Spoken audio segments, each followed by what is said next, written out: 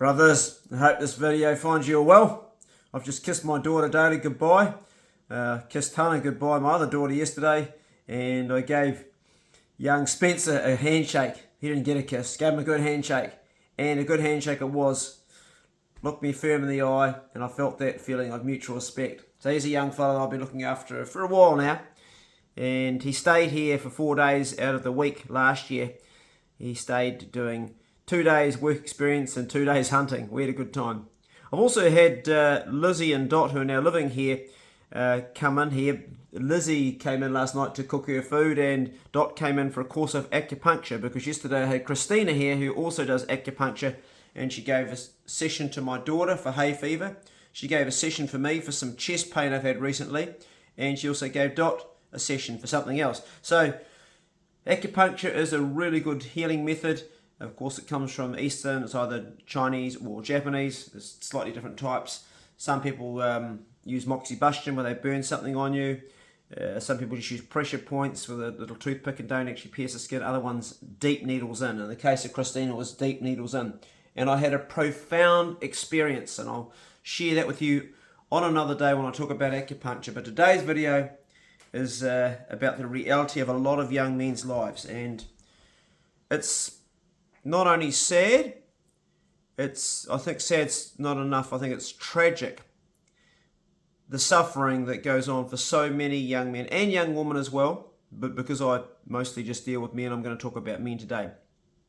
I was sitting in the kitchen here, we'd had a meal, and we cooked up some Highland cattle beef steaks, and there was young Spencer, there was Hannah, and there was my daughter Daly, and we're all sitting around talking about our childhood memories, and I was talking about a few of mine, and then Daly kicked into some of the things I used to do when she was a child. I used to take them and make these stories where we'd do the hunt for the dragon head, and we made little videos. I wasn't even a YouTuber, we just did it for fun, because I used to enjoy making videos, I always have. And we'd film the kids and have this little map they'd find and take them into the forestry, and they'd hunt down this dragon's head. And I've actually got the dragon's head still. It was one that I bought in a shop that was having a sale. And Hannah, my other daughter, who I don't raise, I'm just a sperm donor for her mother, but I see her on a regular basis, and she's become good friends with her half-sister Data. She was here too. Lovely, lovely young lady. She's 17. And she was talking about memories that she's had with me and the things we've done. And then I said to Spencer, share some of your good memories, bud. And he said, I don't have any good memories. When it hit home to me, geez. Imagine being that. And then I said, well, tell us about your very first good memory. And he said, my very first good memory was going hunting.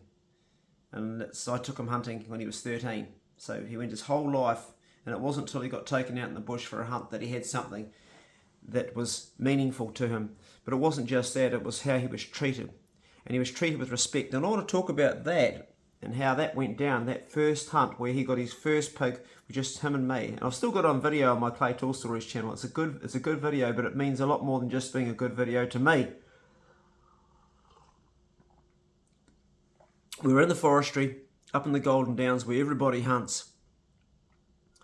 And trucks around everywhere, and it was almost like you needed traffic lights just to stop to give way to that many pig hunters on the road.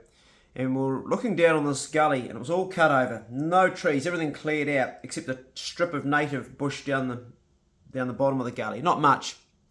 You could walk across it probably in 5 minutes. And I looked down there, and I said to him, there'll be a pig down there.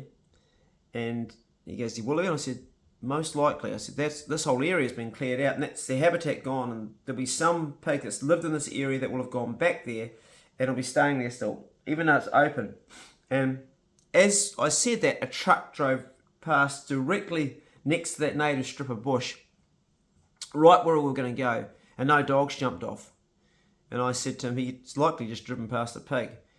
Driving around doesn't catch pigs all the time. You've got to be on the ground.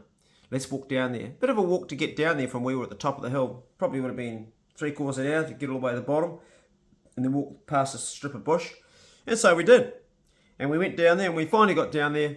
My main dog at the time, Poe, suddenly was tracking a pig, and next minute we've got quarried treed.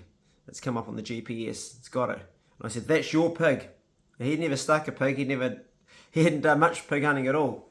And he went running down there, and she had a fat sow, a good sized sow too.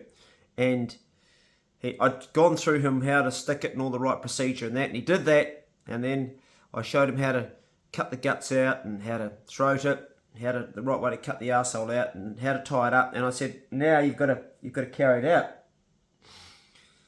He was like, oh, I think it was probably just 13. Big boy. Spencer's a big boy. So he got on his back and struggled. He was going up the hill, and he was every so often, oh, I can't go any further. And I said, you got to get to the top of the hill, mate. And it wasn't too much for a young fella, but it was on the edge. I wouldn't have, if it had been any bigger, I would have taken it out myself. But I also wanted to give him something that he had to work for. A lot of young people sort of are either taught at school or shown that you get to win all the time, and we're all winners, and life is not like that. You only get to places by having to endure pain and hardship and hard work. Not always pain and hardship, but most of the time you do. You experience loss and failures and being let down and hurt, and that's the reality of life. But this brave new woke world we live in doesn't allow that for children. I mean, I can remember when my children did the Weet-Bix, was it the marathon, or I think it was triathlon actually. Can't remember. It was something that they organised, and my daughter trained for it at school, and she was a very good runner, and she got like in third place, and she was like really, really stoked because it was hundreds of kids. But then she said, Dad, all the other kids got the same certificate as me. And this teacher comes by and she goes, well, everybody's winners when they do this. I thought, that's wrong. It doesn't set kids up for very good reality. They're all going to think they're going to go out there and win, and the reality is you don't win. You have losses and you suffer, and you have to learn to stomach it and get on with it and get back up and suck it up and then try again. I don't agree with the way the world's gone in a sense. And anyway, so let's go back to the story of Spencer. So he's going up the hill and he's failing. He's falling down. He's hurting. It's coming off. He's giving me the old sound. I was, can't get it back up on your feet. And he's getting told to get back up and push himself. And he finally made it to the top of the hill. It was hard. It wasn't easy for him. He struggled. He was covered in blood and he was covered in mud when he fallen down and covered in scratches, and top of the hill when I made him put that pig on the deck of the truck, and I gave him a good handshake and I said, you're a man now. I don't think in any young man I've ever seen so much joy and so much elation, is the word I'd say, as young Spencer that day, looking up at me and shaking his hand and saying, you're a man now. And I saw him literally go from child to man in that moment. I saw him straighten himself up and look like this and look, yeah.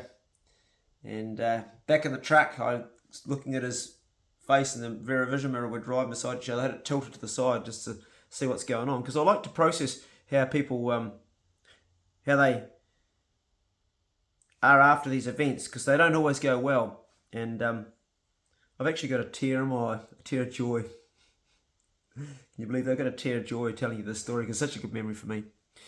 And I'll tell you why it's a good memory, because I grew up without a dad for most of my life. I had a dad when I was very young, but come from a pretty dysfunctional family, and there's nothing more I wanted to do as a young man than have a father take me hunting. And that's one of the reasons that I do this for young men today, because I know how important it is.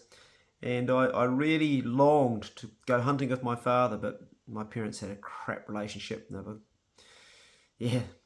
My father was not a good father, so he didn't even have time for us kids.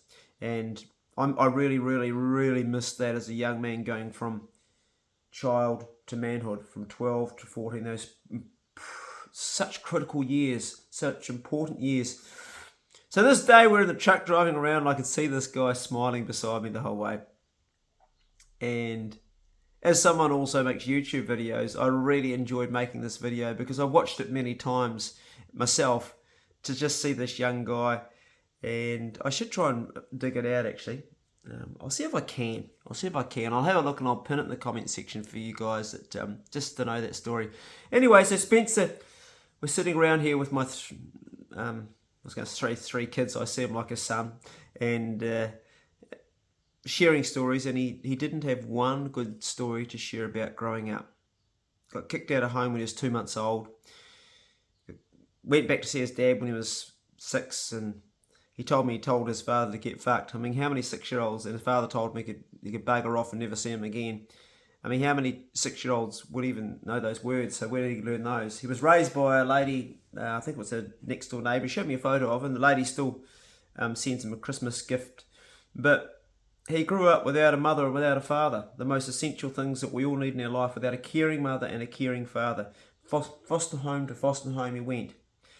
And he got thrown out of a lot of schools because he became violent, and I can understand that. I can well understand that, and I don't condone it, but I can well understand it. And eventually he ended up in my care for a bit, and I really, really have enjoyed having young Spencer, and he's welcome in my home any time. And he's a good worker, he adds value where he goes, and you watch that space. A lot of people get a rough beginning in life, but I reckon that he's going to do right by himself. I reckon he's going to avoid drugs. I reckon he's going to avoid the trappings. I mean, not every young man that I've looked after has, and that's a reality, but I've got hope for this young fella. He's still got a lot of work to do, but we're getting there. So he'll be back next week, and I'll make sure I've got some work, because he's now in a situation where he's living back with his biological father all those years, and he's just pretty much having to work on the farm every day, and he gets no pay at all, nothing. And it's not ideal, and the conversations I've had, he could be treated better, I feel, but that's just me. It's also not easy for the father, because what upbringing did he have? What tools has he got? And there's a cycle that gets perpetuated like that with fathers and sons, mothers and daughters. And the main thing is that when you have grown up in a situation like that, is that you change the pattern and don't repeat it with your own children. And I was guilty of starting the same bad pattern with my own kids, but I broke it. And that's really important. And it's also important, if you've grown up with that abusive type background, or neglect, or just being completely indifferent towards you, or not having good parents, that you take responsibility for it yourself when you become an adult, because you can't fix the past. You can only deal with what you've got today. And if you've got a bad hand, if you're born with a genetic problem, or you're born with shitty parents or anything, the most you can look at what you have at this moment and be absolutely grateful for, and go, right, I'm going to make the best out of this. This is what I'm going to do with my life. I'm lucky to be alive. There's people right now in hospital struggling just to breathe. There's people in hospital that know they've only got a few more days left, that are dying of one disease or another. I'm here. I've still got my health. I'm going to make the best of what I've got. And there's a number of things you can do. The first thing you can do is get up earlier in the morning so you don't waste your life. Stop procrastinating. Join the 5 a.m. club, where you get up at 5 a.m. every morning and have that time where you sort your day out. Don't waste a moment. Don't procrastinate. Don't put things off. If you've got a mess to tidy up that's a real mess, deal with it. And I'm talking about an emotional mess, a physical mess, a monetary mess, a body problem where you're either obese, or you might be like me, too thin, and you got it right now. I'm trying to put weight on, so I've actually gone to 2 meals a day. Or you might be the opposite to me. You might actually be too fat. Deal with it. Take responsibility for it. Stop procrastinating. And it starts right now at this moment. You can say it's a fresh start. Yesterday it's gone. Today I am taking responsibility for my health. It means getting off your phone at night, getting to bed early to get that 8 hours sleep. It means creating good relationships with those around you and mending the broken relationships. Mend that relationship with your father, mend that relationship with your mother. All those things is up to each and every one of us to do. And there's no point in blaming the rest of the world, even blaming your past. And otherwise you keep enabling yourself to be a victim and to not go forward with your own life. And the only person that will suffer out of that is yourself. Nobody else. So we're going to carry on with looking after young men here, which I've always done. And I've had some real good wins. So I don't want to talk about the losses because they upset me, but I want to talk about some of the wins. The other one we had last year was Papa Joe, who's now got a full-time job in the forestry, and he loves living in Nelson. He's drug-free.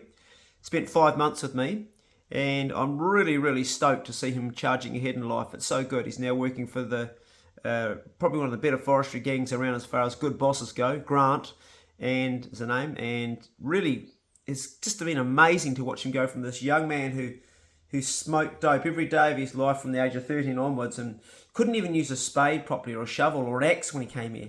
No one had ever taught him those things. And now he's in the forestry on the end of a chainsaw all day or driving equipment and doing real man's work in the forestry. Oh yeah, women do it too, but it's mostly men. And one of my closest friends, Kim Swan, she's on the end of a chainsaw all day, but predominantly those jobs are men working in those gangs. I can't imagine if there's a woman on the hill there, they'd be looking at her ass all day instead of concentrating on what they're supposed to be doing, so maybe that's why they don't. But anyway, all that aside, he's going really well, and we're now revisiting young Spencer. I couldn't do it without the support that I get from a lot of you guys, and I really appreciate the support that gets offered. And for everybody that has supported me and does continue to support me, you can feel good in the knowledge that you've made a difference to the world, because the old saying, it takes a village to raise a child, it does.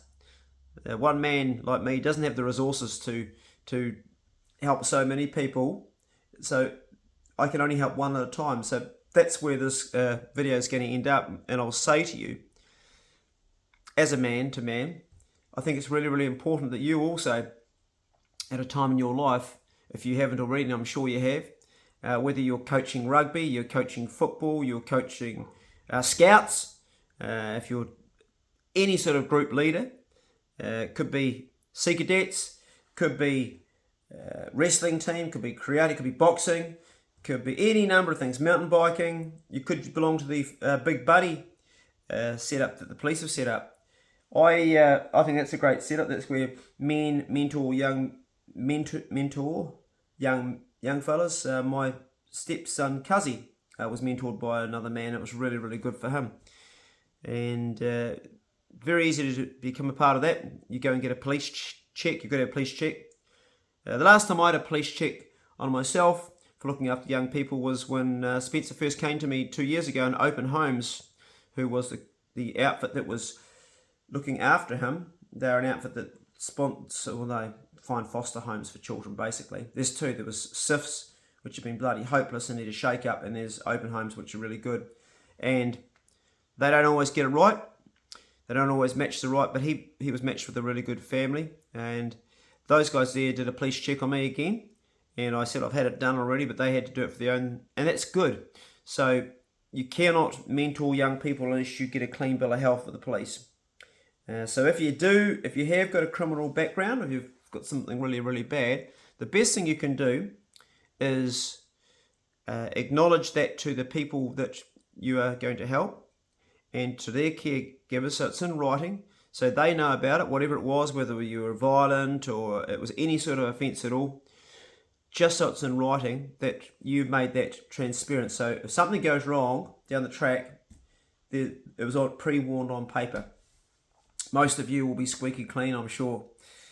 I don't have a real squeaky clean past, but I don't have any criminal convictions.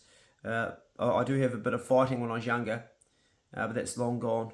That was just boy stuff, a bit of a punch up. But I don't have any drug or stealing or anything like that, so I'm good to go, and it's a really good thing to have. So keep your nose clean, young people, so as you go through life, because the last thing you want is a police conviction. It makes life harder. All right, brothers, take care of yourself. Check on a young man today. Check on a young bloke that's in your community. If we all just take on one young guy that doesn't have a father, take him out fishing, take him out hunting, just spend some man time, teach him how to use a spade, teach him how to use an axe, teach him how to use a drill without snapping the bit off, teach him how to sharpen a chainsaw, teach him how to tie a fish hook onto the end of show him a fishing knot, teach him how to do a bowline. One of the most important knots you could teach a young man, a bowline, or a towing hitch, or a sheep shank, probably a towing hitch.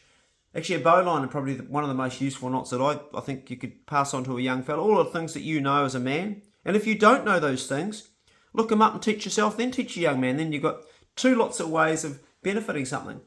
And also teach a young man things like maybe how to write a song or write a poem. how to express yourself, how to talk about stuff using art. Poetry is a wonderful way to express yourself and get stuff out. So is hunting. Maybe you take him to the boxing ring and do a couple of rounds of sparring and teach him how to box properly. It's important for a young man to know how to fight. Just all the things that we sort of get missed out on. Teach a young man to be a young man. And then you can freely build up that trust. And then you can talk about the more important matters, like teaching him to make sure he sticks a condom on every time he sticks his dick into a girl. Not just because of venereal diseases and catching horrible bloody STDs, but also making babies at a young age, which can destroy a young man's life. There's nothing worse than a baby having a baby. I've talked a lot to a lot of young men about that. Most of them, for the best part, have done okay. But those that haven't, that are now young fathers, way too young, are struggling. There's a time to have children, and that time is when you're mature, you're financially stable, and you've got the support around you, because it takes a lot to raise one child. You don't want to be a teenager raising a child and struggling when you're struggling with your own life. How's that child going to grow up? So those things are important to teach young men. There's a lot of things. So in your community, step up and just find that one person. And if you don't know how to find a young person, then join the Big Buddy program. There's a lot of outfits. The community college here in Nelson or Richmond have passed the odd young fellow my way. The police occasionally have sent somebody my way, but for the most part, a lot of people know me through my other channel, and I get asked all the time. And anybody that's local, I'll try and make room for them. This COVID has really slowed it down. The last 2 years, we've really had to almost knock it on the head. Anyway, we'll get through that and we'll carry on. This has been longer than I wanted. My coffee's going cold. I'm going to wolf this down and go and run dogs. You guys have a fantastic day. Yeah, and check on a young man. See you later.